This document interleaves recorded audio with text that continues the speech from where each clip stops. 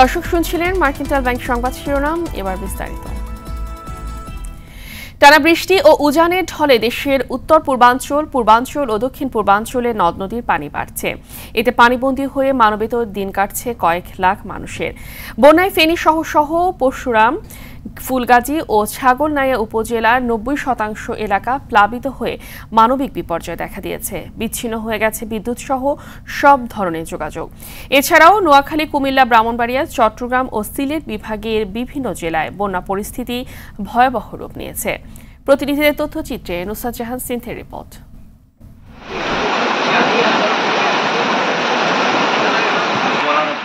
ভারত থেকে নেমে আসা ঢল ও টানা কয়েকদিনের ভারী বৃষ্টিতে স্মরণকালের ভয়াবহ বন্যার কবলে ফেনী ও নোয়াখালী সহ দেশের ৮ জেলা।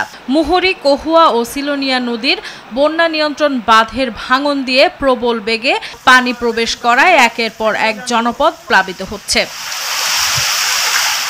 ফেনীর ৩.৫ লাখেরও বেশি গ্রাহক বিদ্যুৎ বিচ্ছিন্ন হয়ে পড়েছে। সব ধরনের যোগাযোগও বন্ধ হয়ে গেছে। এতে চরম দুর্ভোগ ও আতঙ্কে দিন কাটছে স্থানীয় বাসিন্দাদের। ফেনী শহর সহ পরশুরাম, ফুলগাজী ও ছাগলনাইয়া উপজেলার ৯০% এলাকা পানিতে তলিয়ে গেছে। নোয়াখালীর ৯টি উপজেলার মধ্যে ৮টিতে জলাবদ্ধতা সৃষ্টি হয়েছে। সোনাইমুড়ি, সেনবাগ, বেগমগঞ্জ সহ বিভিন্ন স্থানে পানিতে ডুবে আছে ঘরবাড়ি, রাস্তাঘাট, ফসলি জমি। খাবার ও সুপেয় পানির সংকটে মানবেতর অবস্থা বাসিন্দাদের।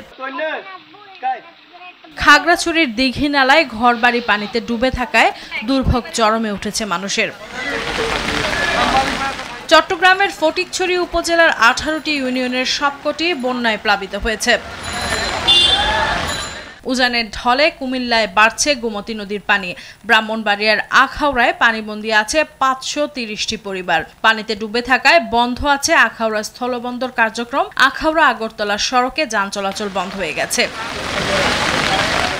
মৌলভীবাজারের সবকটি নদীর পানি বিপদসীমার উপর দিয়ে প্রবাহিত হচ্ছে। এতে পানিবন্দির দিন কাটছে লাখো মানুষের। সিলেট, সুনামগঞ্জেও বাড়ছে নদ নদীর পানি। নুসরাত জাহান সিনথি, RTV। বন্যা পরিস্থিতি জানাতে কুমিল্লা থেকে আমাদের সাথে যোগ দিয়েছেন আমাদের সহকর্মী আবুল খায়ের। গোমতী নদীর পানি বাড়তে থাকায় এলাকার পরিস্থিতি এখন কেমন দেখছেন? কি অবস্থা সেখানকার জানাবেন আমাদের। জি ফাহমিদা, আপনি যেমনটি বলছিলেন, কুমিল্লার যে গোমতী নদী, এই গোমতী নদীর যে চরের বাসিন্দারা তারা কিন্তু গত 20 বছরও এমন ভয়াবহ পানি দেখেনি। আমরা গোমতী নদীর এই বাঁধে এসে যেটি শুনতে পারলাম যে ভারতের যে ত্রিপুরা রাজ্যের উজানে যে ব্যাপকভাবে বর্ষণ হচ্ছে, সেই বর্ষণের পানি কিন্তু এই গোমতী নদী দিয়ে প্রবাহিত হচ্ছে। এতে কিন্তু এই গোমতীর চরের যেই বাসিন্দারা তারা কিন্তু পানির নিচে চলে গেছে। আমরা আমার ঠিক পেছনে যে দেখতে পাচ্ছেন, এই গোমতীর এই বিস্তীর্ণ চরের যে বাসিন্দা তাদের ঘর বাড়ি কিন্তু ইতিপূর্বে তলিয়ে গেছে। হাজার হাজার বাসিন্দাদের ঘর বাড়ি তারা কিন্তু পানির নিচে চলে গেছে। তাদের ফসলাদি নষ্ট হয়ে গেছে, গবাদি পশু সব নষ্ট হয়ে গেছে। তবে আশঙ্কার বিষয় হচ্ছে যে এই গোমতী রক্ষা যে বাঁধ রয়েছে, যেই কুমিল্লার 83 কিলোমিটার যে বিস্তীর্ণ বাঁধ, এই বাঁধটি নিয়ে কিন্তু বেশ শঙ্কা রয়েছে। এই বাঁধটি যদি কোথাও কোনো জায়গা দিয়ে ভেঙে যায় তাহলে কিন্তু বিস্তীর্ণ এলাকায় এই বন্যা কবলিত হয়ে পড়বে। বিশেষ করে কুমিল্লা যেই শহর এবং এখানে রয়েছে ক্যান্টনমেন্ট, ময়নামতি, সেগুলো সহ প্লাবিত হওয়ার শঙ্কা রয়েছে। গতকাল রাত থেকেই কিন্তু মানুষ নির্গম রাত কাটাচ্ছে। সকাল থেকেই কিন্তু মানুষ বেড়িবাঁধের উপর আশ্রয় নিয়েছে। তারা আশঙ্কা করছে যে কোনো সময় এই বাঁধ ভেঙে যেতে পারে। এতে কিন্তু বিস্তীর্ণ এলাকা পানিবন্দী হয়ে যেতে পারে। তাছাড়া 14 গ্রাম এলাকায় ঢাকা চট্টগ্রাম মহাসড়ক কিন্তু এখন পানির নিচে চলে গেছে। পানি এই সড়ক দিয়ে গাড়ি চলাচল এখন বন্ধ রয়েছে। আরেকটি বিষয় জানাতে চাই, সেটি হচ্ছে এই উজান থেকে নেমে আসা যে ভারী বর্ষণ, এই বর্ষণের কারণে কিন্তু গোমতী নদীতে প্রায় বিপদসীমার 80 সেন্টিমিটার উপর দিয়ে পানি প্রবাহিত হচ্ছে বলে আমাদেরকে পানি উন্নয়ন বোর্ড থেকে জানানো হয়েছে। ইতিপূর্বে আমরা দেখেছি যে গোমতীর চরে যারা বাসিন্দা রয়েছেন তাদেরকে উদ্ধার করার জন্য কিন্তু বিভিন্ন সামাজিক সংগঠন থেকে কিন্তু মানুষ এগিয়ে এসেছে। আমরা দেখেছি বিএনপি এবং জামায়াতের অঙ্গ সংগঠনের যারা নেতাকর্মী রয়েছেন তারাও কিন্তু তারা এখানে আসছেন এবং তাদেরকে উদ্ধারে তারা তৎপরতা চালিয়ে যাচ্ছেন। আমরা দেখেছি প্রশাসনের পক্ষ থেকেও বেশ সহযোগিতার হাত বাড়িয়ে দেওয়া হয়েছে। ত্রাণ পুনর্বাসন কর্মকর্তা আমাকে জানিয়েছেন যে তারাও কিন্তু তাদের কার্যক্রম চালিয়ে যাচ্ছেন। সব মিলিয়ে গুমতির যে পানির প্রবাহ প্রতিনিয়তই কিন্তু বাড়ছে এবং এতে কিন্তু যে কোনো সময় এই বাঁধ দুই পারের যে বাঁধ ভেঙে যাওয়ার আশঙ্কা করছেন স্থানীয় বাসিন্দারা। ফাহমিদা, গুমতির পানি বৃদ্ধি নিয়ে ছিল আমার কাছে সর্বশেষ তথ্য। খায়ের, ধন্যবাদ আপনাকে। দর্শক, আমরা শুনছিলাম কুমিল্লা থেকে বন্যা পরিস্থিতির কথা। আমরা এবার একটু যাব ব্রাহ্মণবাড়িয়াতে। সেখানে আছেন আমাদের সহকর্মী সাদ্দাম হোসেন। সাদ্দাম আছেন ব্রাহ্মণবাড়িয়ার আখাউড়ায়। সাদ্দাম, শুনতে পাচ্ছেন নিশ্চয়ই। আখাউড়া স্থলবন্দরের পরিস্থিতি কেমন দেখছেন এবং আপনার কাছে সঠিক কোনো পরিসংখ্যান আছে কিনা যে কত সংখ্যক পরিবার এই মুহূর্তে পানিবন্দী থাকতে পারে? আপনাকে ধন্যবাদ। আপনি জানেন যে ভারতের উজান থেকে যে টানা অব্যাহত যে বৃষ্টি, সেই বৃষ্টির পানি কিন্তু আমাদের ব্রাহ্মণবাড়িয়ার আখাউড়ায় প্রবেশ করছে এবং ব্রাহ্মণবাড়িয়ার আখাউড়ার যে ইউনিয়ন অর্থাৎ 5টি ইউনিয়ন বেশিরভাগ কিন্তু নিম্নাঞ্চল এবং এইগুলো কিন্তু প্লাবিত হয়েছে। এবং আপনি যেটা জানতে চেয়েছেন যে আখাউড়া স্থলবন্দরের যে পরিস্থিতি, আসলে এখন পর্যন্ত কিন্তু অনির্দিষ্টকালের জন্য যাত্রী পারাপার সহ আখাউড়া স্থলবন্দরের যে আমদানি রপ্তানি যে ব্যবসা বাণিজ্য সেই কার্যক্রম কিন্তু বন্ধ রয়েছে। এখন পর্যন্ত তারা কিন্তু বলতে পারছেন আসলে কখন হবে এবং পানি কিন্তু বিপদসীমার উপরেও অতিক্রম করছে। প্রতিদিনই পানি কিন্তু বাড়ছে এবং এটি গতকাল থেকেই কিন্তু আজকে অবধি এখন পর্যন্ত অনির্দিষ্টকালের জন্য আখাউড়া স্থলবন্দরের কার্যক্রম এবং ইমিগ্রেশনের যে কার্যক্রম সেটি রয়েছে বন্ধ রয়েছে। এবং আখাউড়া উপজেলায় আমরা বিভিন্ন নিম্নাঞ্চল যেগুলো প্লাবিত হয়েছে সেগুলো ঘুরে দেখেছি। প্রায় 1000-এর পরিবারের মধ্যে পানিবন্দী রয়েছে এবং তারা কিন্তু উপজেলা প্রশাসন সহ এখানকার যারা রয়েছেন বিত্তবান কিংবা স্বেচ্ছাসেবী সামাজিক সংগঠন তাদের সহযোগিতা চেয়েছেন, শুকনো খাবার চেয়েছেন এবং যেই অঞ্চলগুলো সবচেয়ে বেশি একেবারে নিম্নাঞ্চল, যে মানুষগুলো পানিবন্দী, যারা আসলে উঁচু স্থান উজান চাচ্ছে এবং আশেপাশে যে স্কুলগুলো রয়েছে সেই স্কুলগুলোতে তারা ঠাঁই নিচ্ছে এবং তারা ওইখানেই আশ্রয় নিচ্ছে এবং তারা জোর দাবি জানাচ্ছে উপজেলা প্রশাসন সহ সরকার এবং স্বেচ্ছাসেবী যারা রয়েছেন তারা যেন তাদেরকে শুকনো খাবার দিয়ে সহযোগিতা করে। এবং আখাউড়া স্থলবন্দর ইমিগ্রেশন এখন পর্যন্ত অনির্দিষ্টকালের জন্য বন্ধ রয়েছে। ফাহমিদা, এই ছিল আমার কাছে আখাউড়া থেকে সর্বশেষ। সাদ্দাম, ধন্যবাদ আপনাকে। দর্শক, টানা বৃষ্টি ও জোয়ারে চট্টগ্রাম মহানগরীতেও জলাবদ্ধতার সৃষ্টি হয়েছে। এই বিষয়ে আমরা সেখান থেকে জানবো। সেখান থেকে আমাদের আরেক সহকর্মী সাইফুল মাহমুদ যোগ দিচ্ছেন আমাদের সাথে। সাইফুল, চট্টগ্রামের কি অবস্থা? জলাবদ্ধতার বিষয়ে কি তথ্য আছে আপনার কাছে, জানাবেন আমাদের।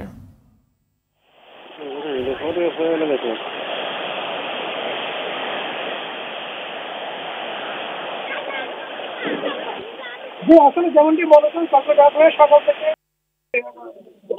ভারী বৃষ্টিতে চট্টগ্রামের নিম্নাঞ্চল ডুবে গেছে এবং এই মুহূর্তে কিন্তু চট্টগ্রামের বেশিরভাগ অঞ্চল পানিতে ডুবে আছে এবং সবচেয়ে বেশি ভুক্তভোগীতে পড়েছেন খেতে খাওয়া মানুষ এবং সেক্ষেত্রে সকালে যারা অফিসগামী যাত্রী ছিল তারা এবং স্কুলের শিক্ষার্থীরা মূলত সবচেয়ে বেশি কষ্ট করেন। যারা প্রাইভেটে যাচ্ছিলেন তারা কিন্তু কষ্টের মধ্যে পড়েছেন এবং এই মুহূর্তে কিন্তু চট্টগ্রামের বেশিরভাগ এলাকাতে কিন্তু হাঁটু পানি অবস্থায় আছে এবং কোথাও কোথাও কিন্তু কোমর পানি, বিশেষ করে চকবাজার 2 নম্বর গেট, কাতালগঞ্জ, আগ্রাবাদ, মুরাদপুর সব জায়গায় কিন্তু পানি এখনো পর্যন্ত আছে।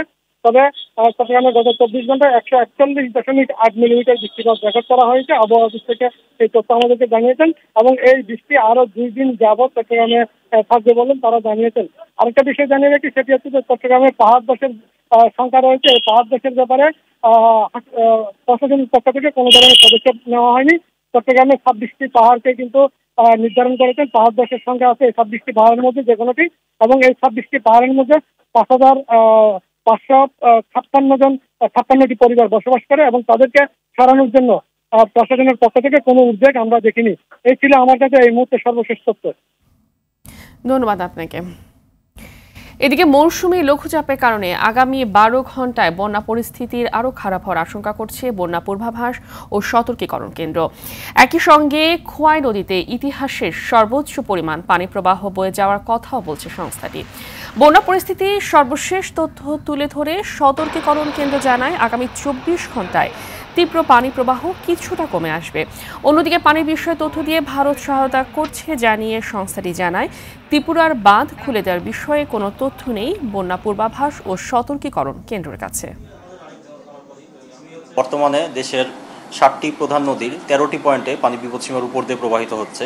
এর মধ্যে উল্লেখ্য মৌলভীবাজারের মনু ও ধলাই নদী বিপদসীমার প্রায় 90 থেকে 1 মিটার, হবিগঞ্জে খোয়াই নদী বিপদসীমার 200 সেন্টিমিটার থেকে 276 সেন্টিমিটার, গোমতী নদী কুমিল্লা পয়েন্টে বিপদসীমার 118 সেন্টিমিটার। তবে আবহাওয়া সাম্প্রতিক পূর্বাভাস ইঙ্গিত দিচ্ছে যে আগামী 24 ঘন্টাতে ভারী বৃষ্টিপাতের প্রবণতাটা এই অঞ্চলে কিছুটা কমে আসার সম্ভাবনা রয়েছে এবং দেখা যাচ্ছে যে বর্তমানে যে একদম সাম্প্রতিক তথ্য অনুযায়ী পানি বৃদ্ধির যে প্রবণতা সেটা কিছুটা পূর্বের তুলনায় ধীর এবং এর ফলে এটা ইঙ্গিত দিচ্ছে যে পানি কিছুটা স্থিরাবস্থায় চলে আসতে পারে আজকের মধ্যে এবং পরবর্তীতে এই পানি হ্রাস পাওয়ার সম্ভাবনা রয়েছে। ভারতের ত্রিপুরা রাজ্যে ভারী ও টানা বৃষ্টিপাতের ফলে বন্যা পরিস্থিতি ভয়াবহ রূপ ধারণ করেছে। আকস্মিক বন্যায় নিহতের সংখ্যা বেড়ে 10 জনে দাঁড়িয়েছে।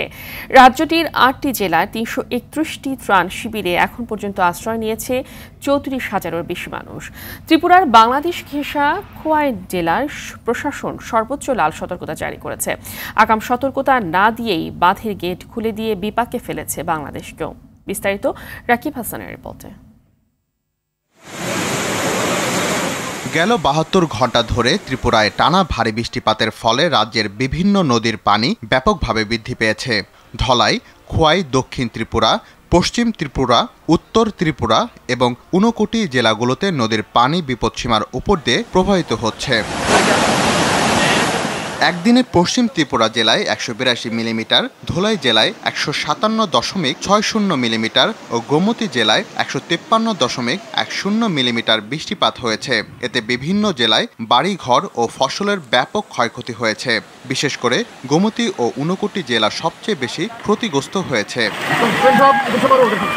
কোনো রকম আগাম সতর্কতা ছাড়াই ত্রিপুরা রাজ্যে গোমতী নদীর উৎপত্তি স্থল ভারতের ডম্বুরা লেকের বাঁধ খুলে দিয়েছে ভারত। এতে উজানের পানি ত্রিপুরার বিভিন্ন জনপদ ভাসিয়ে হুহু করে ঢুকছে বাংলাদেশে। বন্যার পরিস্থিতি তীব্র আকার ধারণ করেছে বাংলাদেশের ফেনী, নোয়াখালী ও কুমিল্লা অঞ্চলে।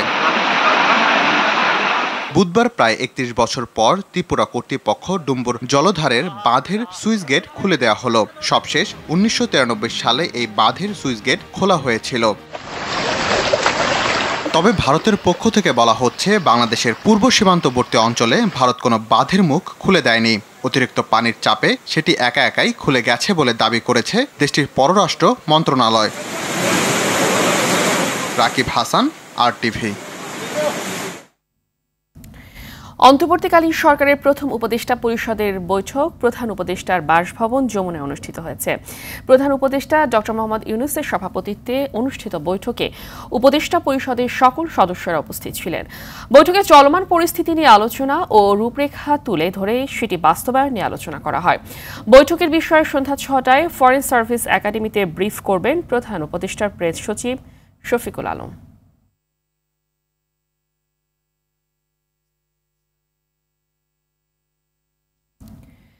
বাংলাদেশের এই ঐতিহাসিক সময়ে পাশে থাকতে চায় জাতিসংঘ, সহযোগিতা করতে চায় অন্তর্বর্তীকালীন সরকারকে। সকালে পররাষ্ট্র মন্ত্রণালয়ের পররাষ্ট্র সচিবের সঙ্গে সাক্ষাৎ শেষে জাতিসংঘের প্রতিনিধি দলের প্রধান রোরি মুঙ্গোভেন বলেন, তারা আলোচনা করবে, তদন্ত নয়। একই সঙ্গে ফ্যাক্ট ফাইন্ডিং মিশন কিভাবে কাজ করবে সেটি নিয়েও আলোচনা করা হবে বলে জানায় প্রতিনিধি দল।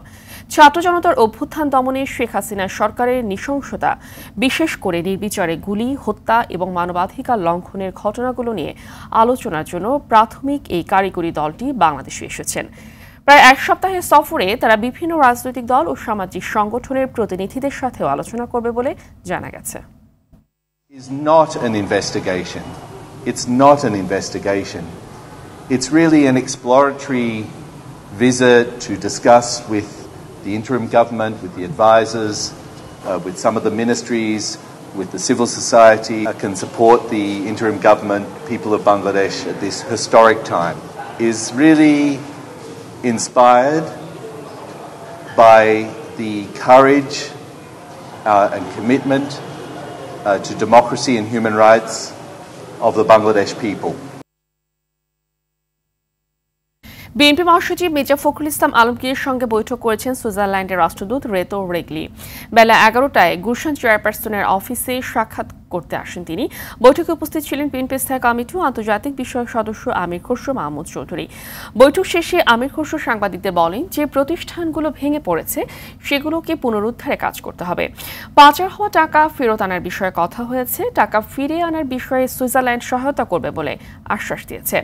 পাচার হওয়া টাকা ফেরত আনা না গেলে দেশের অর্থনীতি পুনরুদ্ধার করা সম্ভব হবে না। বিগত সরকার টাকা ফিরিয়ে আনার বিষয়ে আন্তরিক ছিল না, কারণ এটা তাদের পাচার করা টাকা ছিল।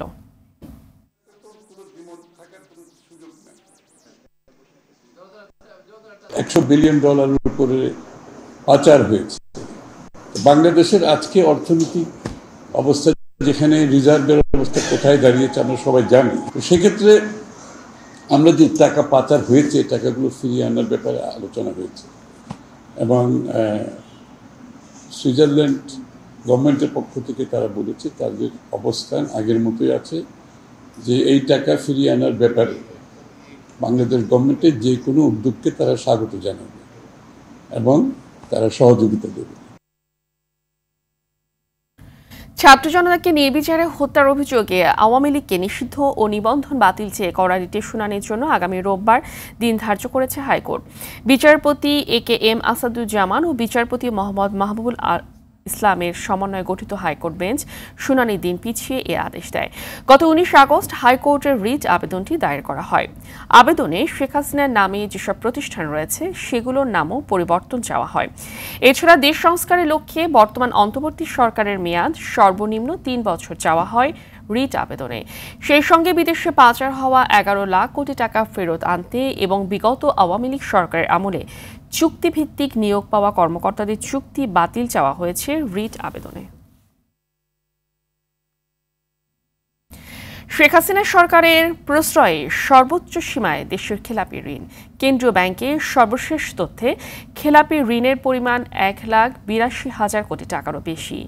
অবলোপন ও আদালতের স্থিতাদেশ মিলিয়ে যার পরিমাণ প্রায় 5 লাখ কোটি টাকা। বিশ্লেষকরা বলছেন, দুর্নীতিবাজদের একের পর এক সুবিধা প্রদান এবং লালন পালনের কারণেই খেলাপি ঋণের এমন ভয়ঙ্কর চিত্র। বিস্তারিত সেলিম মালিকার রিপোর্টে। গত জুন মাসে খেলাপি ঋণের সবশেষ আপডেট দেয় বাংলাদেশ ব্যাংক। এতে বলা হয় চলতি বছরের প্রথম 3 মাস অর্থাৎ মার্চ মাস পর্যন্ত খেলাপি ঋণ বেড়েছে প্রায় 36,500 কোটি টাকা। এ সময় মোট খেলাপি ঋণ থেকেছে ইতিহাসের সর্বোচ্চ 1,82,000 কোটি, যা মোট বিতরণ করা ঋণের 11.11%। কিভাবে বাড়ল এত খেলাপি ঋণ? ইতিহাস ঘাটলে দেখা মিলে 2001 সালের নভেম্বরে প্রায় 11,500 কোটি টাকার খেলাপি ঋণ মাথায় নিয়ে ডক্টর ফখরুদ্দিন আহমেদ বাংলাদেশ ব্যাংকের গভর্নর নিযুক্ত হন। 2005 সালের এপ্রিল পর্যন্ত প্রায় 4 বছরে খেলাপি ঋণ বাড়ে 6,000 কোটি টাকার কিছু বেশি। এরপর 2005 সালের মে থেকে 2009 সালের এপ্রিল পর্যন্ত ডক্টর সালেউদ্দিন আহমেদ গভর্নর থাকাকালে 4 বছরে খেলাপি ঋণ বাড়ে মাত্র প্রায় 5,000 কোটি টাকা। খেলাপির পরিমাণ দাঁড়ায় 22,480 কোটি টাকায়। এরপর আওয়ামী লীগ সরকারের শাসন শুরু হলে 2009 সালের মে মাসে কেন্দ্রীয় ব্যাংকের হাল ধরেন ডক্টর আতিউর রহমান। রিজার্ভ চুরির ঘটনায় 2016 সালের মার্চ মাসে পদত্যাগের আগ পর্যন্ত এই 7 বছর ছিল অসাধু ব্যবসায়ী চক্রের সোনালী সময়। নানা স্ক্যামের মাধ্যমে নামে বেনামে বের করে নেন প্রায় 37,000 কোটি টাকা। খেলাপি ঋণ রেখে যান 59,411 কোটি টাকার। এরপরে গভর্নরেরা খেলাপি ঋণের অঙ্ককে কেবল ব্যাংক খাতের জন্য আতঙ্কে পরিণত করেছেন। আতিউরের পরে গভর্নরের দায়িত্বে আসেন ফজলে কবির। তার 7 বছরের মেয়াদে প্রতি বছর খেলাপি ঋণ বেড়েছে প্রায় 10,000 কোটি টাকা করে। আতিউরের রেখে যাওয়া প্রায় 59,500 কোটি টাকার খেলাপি ঋণকে টেনে তুলে আনেন 1,25,257 কোটি টাকায়। 2022 সালের 12 জুলাই কেন্দ্রীয় ব্যাংকের গভর্নর হিসেবে যোগ দেন স্বৈরশাসক শেখ হাসিনার আস্থাভাজন আব্দুর রউফ তালুকদার। গেল 5 আগস্ট শেখ হাসিনা ক্ষমতা ছেড়ে পালিয়ে যাওয়ার আগ পর্যন্ত দায়িত্ব পালন করেন তিনি। তার মেয়াদের খেলাপি ঋণের সবশেষ আপডেট না পাওয়া গেলেও মার্চ মাস পর্যন্ত 21 মাসে আব্দুর রউফ খেলাপি ঋণকে নিয়ে গেছেন অনন্য উচ্চতায়। এ সময় খেলাপি ঋণ বেড়েছে 57,000 কোটি টাকা। চলমান অন্তর্বর্তীকালীন সরকারে বাংলাদেশ ব্যাংকের গভর্নর হিসেবে দায়িত্ব নিয়েছেন প্রখ্যাত অর্থনীতিবিদ ডক্টর আহসান এস মনসুর। দায়িত্ব নিয়ে তিনি জানান, ব্যাংক খাতে সংস্কার আসছে বহুল কাঙ্ক্ষিত ব্যাংকিং কমিশন। ব্যাংকিং কমিশনের কথা আমরা বলছি, খুব দ্রুত সেটাকে আমরা এস্টাবলিশ করার চেষ্টা করব।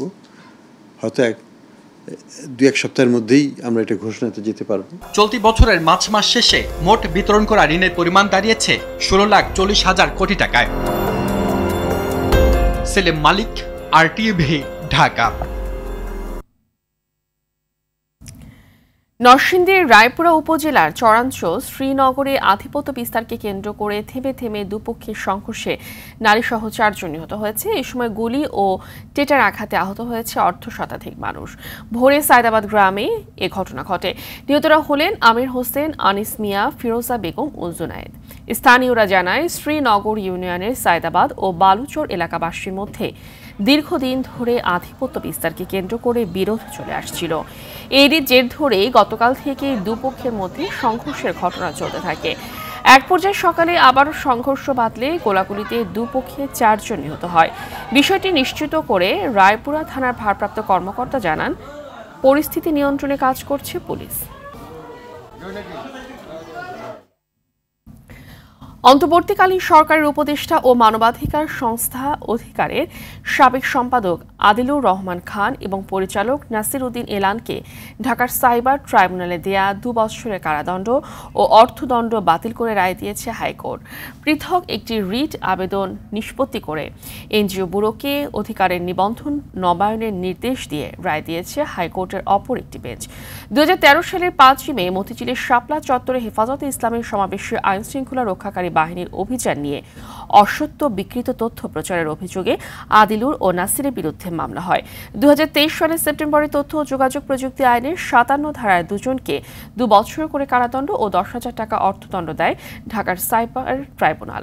বৃহস্পতিবার বিচারপতি আব্দুর রবের একক বেঞ্চ সাইবার ট্রাইব্যুনালের এই রায় বাতিল করে দেন।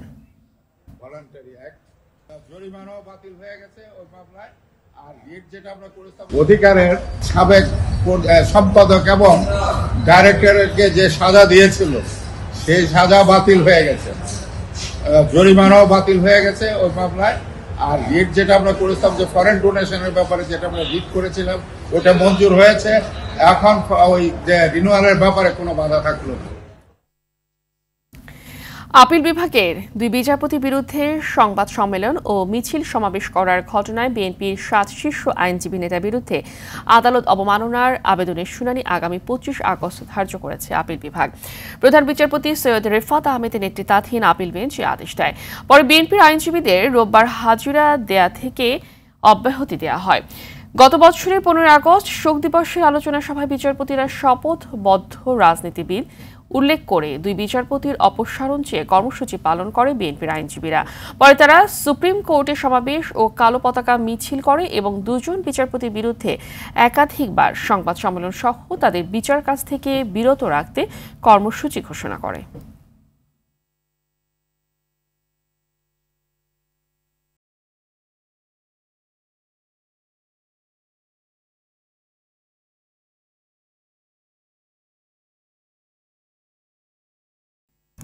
ন্যাশনাল লাইফ ইন্স্যুরেন্স আন্তর্জাতিক সংবাদ। ভারতে 4 বছর বয়সী 2 শিশুকে যৌন হয়রানির অভিযোগে মুম্বাইয়ের বাদলাপুর শহরে ব্যাপক বিক্ষোভ চলছে। আর এই বিক্ষোভ ঠেকাতে বুধবার সে জায়গায় সব স্কুল ও ইন্টারনেট সেবা বন্ধ করে দিয়েছে স্থানীয় কর্তৃপক্ষ। ব্রিটিশ বার্তা সংস্থা রয়টার্স জানিয়েছে, বিক্ষোভ নিয়ন্ত্রণে 2য় দিনের মতো ইন্টারনেট সেবা বন্ধ রাখা হয়েছে স্থানটিতে। পশ্চিমবঙ্গের কলকাতায় নারী চিকিৎসককে ধর্ষণ ও হত্যার প্রতিবাদে ভারত জুড়ে বিক্ষোভ চলছে। এর মধ্যে বাদলাপুরের এই ঘটনায় ফুঁসে উঠেছে স্থানীয় মানুষ। ন্যায় বিচারের দাবিতে স্থানীয় রেলওয়ে স্টেশনে কয়েক ঘন্টার জন্য রেল লাইনও অবরোধ করে রাখে বিক্ষুব্ধ জনগণ। ভারতের অন্ধ্রপ্রদেশের একটি ফার্মা কোম্পানিতে বিস্ফোরণে অন্তত 17 জন নিহত, 41 জন আহত হয়েছে। বুধবার প্রদেশটির অচ্যুতপুরমের ইকোনমিক জোনে এক্সেনশিয়া ফার্মা নামের একটি কোম্পানির প্লান্টে দুর্ঘটনা ঘটে। বিস্ফোরণের পর আগুন নেভাতে ফায়ার সার্ভিসের 6টি গাড়ি কাজ করছে। এছাড়া ভেতরে আটকে থাকা 13 জন কর্মীকে উদ্ধারে কাজ করছে দেশটির ন্যাশনাল ডিজাস্টার রেসপন্স ফোর্স। এছাড়া আহতদের স্থানীয় এনটিআর হাসপাতালে চিকিৎসার জন্য নিয়ে যাওয়া হয়েছে। এদিকে দুর্ঘটনার কারণ অনুসন্ধানে সংশ্লিষ্ট কর্তৃপক্ষকে তদন্তের নির্দেশ দিয়েছে অন্ধ্রপ্রদেশের মুখ্যমন্ত্রী এন চন্দ্রবাবু নাইডু।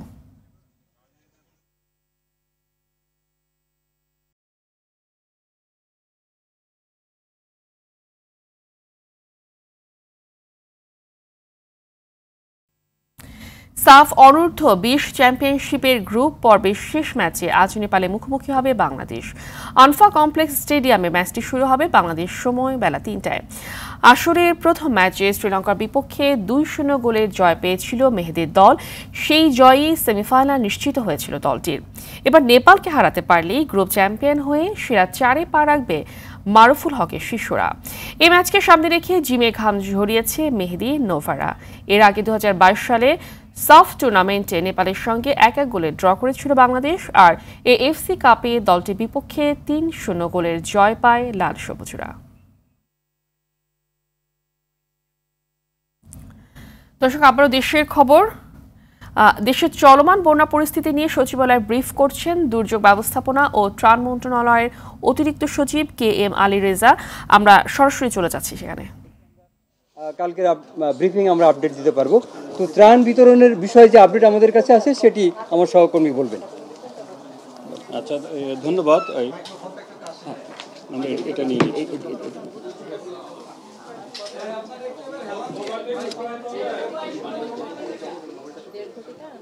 আমরা যে তথ্যগুলি পড়ছি সেগুলি প্রিন্ট আকারে আপনাদেরকে দিয়ে দেওয়া হবে এই সংবাদ সম্মেলনের পরেই। বন্যা আক্রান্ত জেলাসমূহে জেলা প্রশাসককে বৈষম্য বিরোধী ছাত্র আন্দোলনের সমন্বয়ক, সেনাবাহিনী, নৌবাহিনী, মেডিকেল টিম, অন্যান্য স্বেচ্ছাসেবকদের সাথে সমন্বয় করে কাজ করার জন্য প্রয়োজনীয় নির্দেশনা দেওয়া হয়েছে এবং তারা সবাই কাজ করছেন। এবং আমাদের দুর্যোগ ব্যবস্থাপনা ত্রাণ মন্ত্রণালয়ে সার্বক্ষণিক কন্ট্রোল রুম খোলা হয়েছে এবং তথ্য এবং সহযোগিতার জন্য আপনারা এখানেও যোগাযোগ করতে পারবেন, যেটা টিভিতে স্ক্রলে দেওয়া হচ্ছে। আর সব জেলাতেই নিয়মিতভাবে পর্যাপ্ত ত্রাণ সামগ্রী দেওয়া আছে। এর বাইরে চট্টগ্রাম, কুমিল্লা, ফেনী, নোয়াখালী, সিলেট, মৌলভীবাজার, হবিগঞ্জ এবং ব্রাহ্মণবাড়িয়া জেলায় আরও কিছু বিশেষ বরাদ্দ দেওয়া হয়েছে এবং আরও বরাদ্দ দেওয়ার কার্যক্রম চলমান রয়েছে। এ পর্যন্ত আমি কি ফিগারটা পড়ব? চট্টগ্রামে ক্যাশ টাকা দেওয়া হয়েছে 15 লাখ টাকা, কুমিল্লায় 25 লাখ, ফেনীতে 42 লাখ, নোয়াখালীতে 25 লাখ, সিলেটে 25 লাখ। দেখছিলেন চলমান বন্যা পরিস্থিতি নিয়ে দুর্যোগ ব্যবস্থাপনা ও ত্রাণ মন্ত্রণালয়ের ব্রিফিংয়ের অংশ বিশেষ। দুপুরের সংবাদ এ পর্যন্তই। সর্বশেষ সংবাদ জানতে যে কোনো মোবাইল ফোন থেকে 2414 নম্বরে ডায়াল করুন। জেলার সংবাদ বিকেল 5:15টায় দেখার আমন্ত্রণ রইল। ধন্যবাদ সবাইকে।